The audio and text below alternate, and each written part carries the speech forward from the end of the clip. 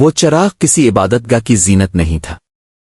اس کے گرد نہ قالین بچھے تھے، نہ خوشبو جلتی تھی، نہ کسی نے اس کے لیے نذرانہ رکھا تھا۔ وہ بس ایک تنگ بھولی بصری گلی کے آخر میں ایک پرانے سے مکان کی دہلیز پر رکھا تھا، ایسے جیسے کسی نے جان بوجھ کر اسے نمایاں ہونے سے بچا لیا ہو۔ گلی میں دن بھر شور رہتا، قدموں کی چاپ آوازیں، بحثیں، ہنسی جلدی، مگر اس دہلیز پر آتے ہی آوازیں جیسے اپنے آپ مدھم ہو جاتی۔ لوگ گزرتے تھے مگر چراغ کو دیکھ کر نہیں رکتے تھے، کیونکہ وہ کسی خواہش کو پورا کرنے کا وعدہ نہیں کرتا تھا۔ اس کی روشنی میں نہ دعا کی قبولیت لکھی تھی، نہ کسی مسئلے کا فوری حل۔ کہا جاتا تھا کہ یہ چراغ صرف انہی کے لیے جلتا ہے جو کچھ مانگنے نہیں آتے بلکہ کچھ چھوڑنے آتے ہیں۔ اسی گلی میں ایک دن ایک شخص آ کر رکا۔ وہ کسی سفر کے اختتام پر نہیں تھا بلکہ خود سے لڑتے لڑتے تھک چکا تھا۔ اس کے چہرے پر نہ مایوسی تھی نہ امید، بس ایک خاموش تھکن تھی جو اس وقت آتی ہے جب انسان اپنی پوری کوشش کر چکا ہو۔ اس نے برسوں عبادت کی تھی مگر عبادت کے بعد بھی دل بھرا نہیں تھا۔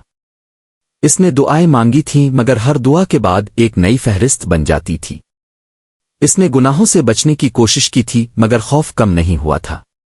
وہ سوچتا رہا تھا کہ شاید مسئلہ اس میں کوئی کمی ہے، شاید اسے اور بہتر ہونا ہے اور زیادہ جاننا ہے اور زیادہ جھکنا ہے۔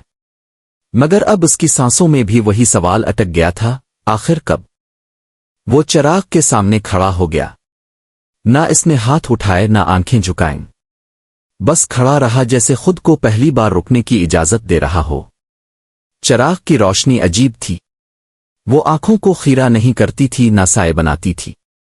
وہ بس موجود تھی اور اسی موجودگی میں انسان کو اپنے اندر دیکھنے پر مجبور کر دیتی تھی۔ اس نے آنکھیں بند کی تو اندر ایک شور اٹھا، یادیں، حساب، کامیابیاں، ناکامیاں، لوگوں کے جملے، اپنی نیتوں کی پڑتال، اور وہ سارا بوجھ جو وہ برسوں سے خود کو بہتر بنانے کے نام پر اٹھائے ہوئے تھا۔ سب کچھ ایک ساتھ سامنے آ گیا مگر پہلی بار اس نے ان سب کو ترتیب دینے کی کوشش نہیں کی۔ اسی لمحے اس کے اندر سے ایک سوال ابھرا مگر وہ سوال دعا نہیں تھا، شکایت نہیں تھا۔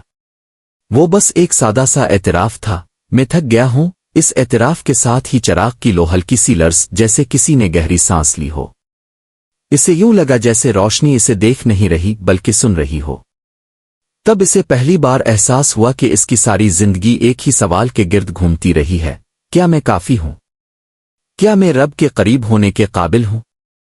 کیا میں نے وہ سب کر لیا ہے جو مجھ سے مانگا گیا تھا؟ اس احساس کے ساتھ ہی اس نے دیکھا کہ یہ سوال ہی اس کی ساری تھکن کی جڑ تھا۔ وہ رب کو پانے نہیں آیا تھا، وہ خود کو ثابت کرنے آیا تھا۔ وہ اپنی عبادت، اپنی نیت، اپنی کوشش، سب کو ایک دلیل بنانا چاہتا تھا کہ وہ نظر انداز نہ ہو۔ یہ خیال آتے ہی اس کے اندر جیسے کوئی ڈھیلا پڑ گیا۔ وہ ٹوٹا نہیں، بکھرا نہیں، بس بیٹھ سا گیا۔ اس نے پہلی بار مانا کہ وہ نہیں جانتا، اور شاید جاننے کی ضد ہی اسے اندھا کیے ہوئے تھی۔ اسی وقت پرانے مکان کا دروازہ آہستہ سے کھلا۔ نہ کسی کے قدموں کی آواز آئی، نہ کسی نے نام لیا۔ ایک سادہ سا وجود باہر آیا، نہ بزرگوں جیسی ہیبت، نہ درویشوں جیسی نمائش۔ اس کے چہرے پر بس ایک ٹھہرا ہوا سکون تھا، جیسے وہ کسی نتیجے کا انتظار نہیں کرتا۔ اس نے اس شخص کو دیکھا مگر پرکھا نہیں۔ پھر اس نے چراغ کو اٹھایا اور اندر لے گیا۔ روشنی ختم ہو گئی مگر اندھیرا نہیں پھیلا۔ گلی ویسی ہی رہی مگر اس شخص کے اندر کچھ بدل چکا تھا۔ وہ اکیلا کھڑا تھا مگر اس تنہائی میں خوف نہیں تھا۔ اس نے محسوس کیا کہ جو خلا وہ برسوں سے بھرنے کی کوشش کر رہا تھا وہ اب بھی موجود ہے، مگر اب وہ خلا دشمن نہیں تھا۔ وہ نرم تھا، کھلا تھا، سانس لینے کی جگہ دیتا تھا۔ اسے سمجھ آ گیا کہ سکون بھر جانے سے نہیں آتا۔ سکون تب آتا ہے جب انسان خالی رہنے سے ڈرنا چھوڑ دے۔ وہ مڑا اور واپس چل پڑا۔